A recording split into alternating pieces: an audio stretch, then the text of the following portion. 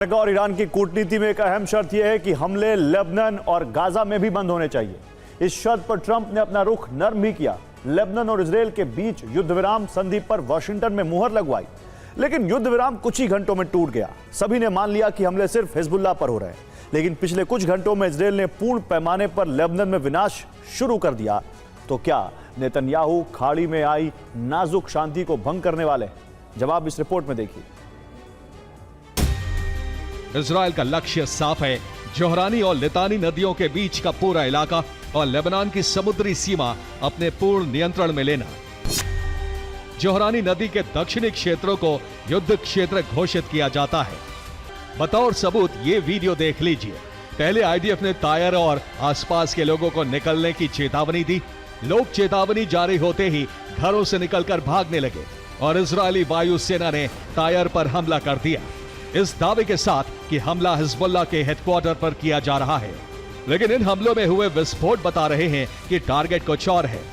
Target है दक्षिणी Lebanon का बुनियादी ढांचा, जिसमें आवासीय इमारतें भी शामिल हैं। ठीक ऐसे ही हमले लेबनान के सिदोन शहर पर भी बिना किसी चेतावनी के किए गए, जिसके बाद आवासीय क्षेत्रों में चीख पुकार मच गई।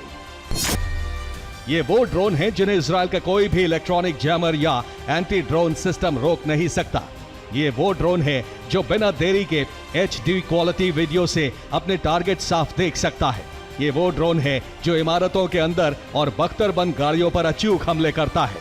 और ये वही ड्रोन है जो उत्तरी इजरायल के जल अल अल्लाम सैन्य स्थल में मौजूद आयरन डोम को भी तबाह करता है।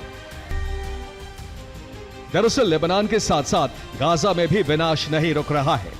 इजरायल ने मध्य गाजा पर विमानों से 2 मिसाइलें दागी हैं और इस हमले के साथ अब तक 72,000 से ज्यादा लोगों के मारे जाने की रिपोर्ट आ चुकी है। बेंजामिन नेतन्याहू पर भ्रष्टाचार, रिश्वतखोरी और विश्वासघात के 3 बड़े आपराधिक मामले चल रहे हैं।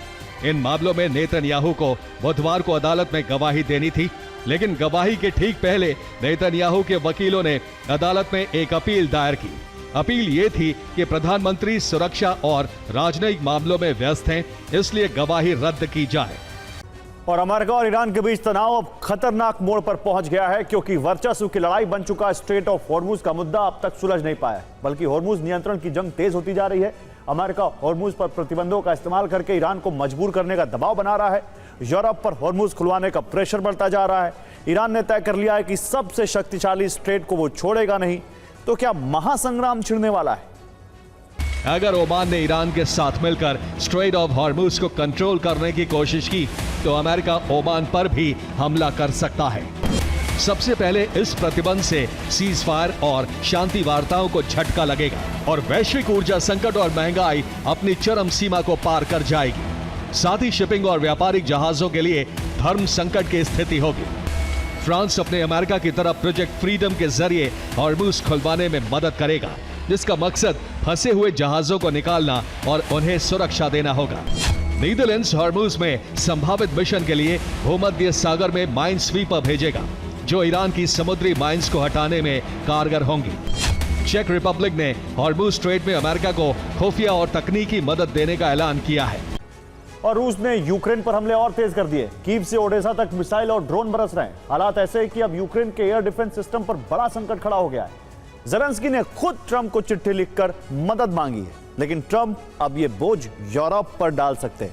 आपको ये रिपोर्ट दिखाता हूं। ज़ेलेंस्की ने ट्रंप को एक जरूरी पत्र भेजा है। इस पत्र में ज़ेलेंस्की ने साफ कहा है कि यूक्रेन के पास पैट्रियट एयर डिफेंस सिस्टम के PAC-3 इंटरसेप्टर तेजी से कम हो रहे हैं और दूसरी तरफ रूस अपने मिसाइल और ड्रोन हमले और तेज करने की तैयारी कर रहा है। यूक्रेन ने अमेरिका से तुरंत नई मिसाइलें, नए पैट्रियट सिस्टम और एंटी बैलिस्टिक सपोर्ट मांगा है। सूत्रों के मुताबिक ज़ेलेंस्की ने इस पत्र में यहां तक कह दिया है कि वो अमेरिका से अतिरिक्त सिस्टम खरीदने के लिए भी तैयार हैं। ओडेसा में रात भर ड्रोन हमले हुए, कई रिहायशी इमारतें क्षतिग्रस्त हो गईं, 11 लोग घायल हुए, जिनमें बच्चे भी शामिल हैं। नीप्रो में भी बड़े हमले की खबरें आई हैं। रिपोर्ट्स के मुताबिक यूक्रेनी ड्रोन ने रूस के नेबो SV रडार स्टेशन और कई सैन्य वेयरहाउस को निशाना बनाया है। क्रीमिया में भी रात भर धमाकों की खबरें आईं। रूस के एयरबेस इलाकों के पास बीती रात कई विस्फोट हुए हैं।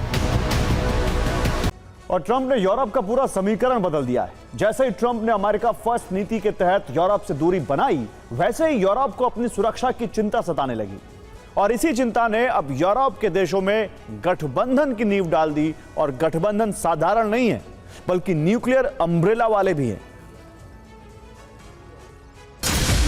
क्या यूरोप में महायुद्ध का काउंटडाउन शुरू हो गया? क्या यूरोपीय देश खुद रूस का सामना करने वाले हैं? फ्रांस का न्यूक्लियर कवच विस्तार नॉर्वे तक। इसी दौर में नॉर्वे और फ्रांस ने ऐतिहासिक रक्षा समझौते पर हस्ताक्षर किए हैं, जिसमें नॉर्वे अब फ्रांस के परमाणु सुरक्षा कवच के दायरे में होगा। इस समझौते का मकसद है आधुनिक खतरों और रूसी हमले का मुकाबला करना, जिसके लिए एयर डिफेंस सिस्टम विकसित करने पर डील हो गई। इसके अलावा रूस के हाइब्रिड हमलों और जासूसों के खिलाफ भी ऑपरेशन की तैयारी है।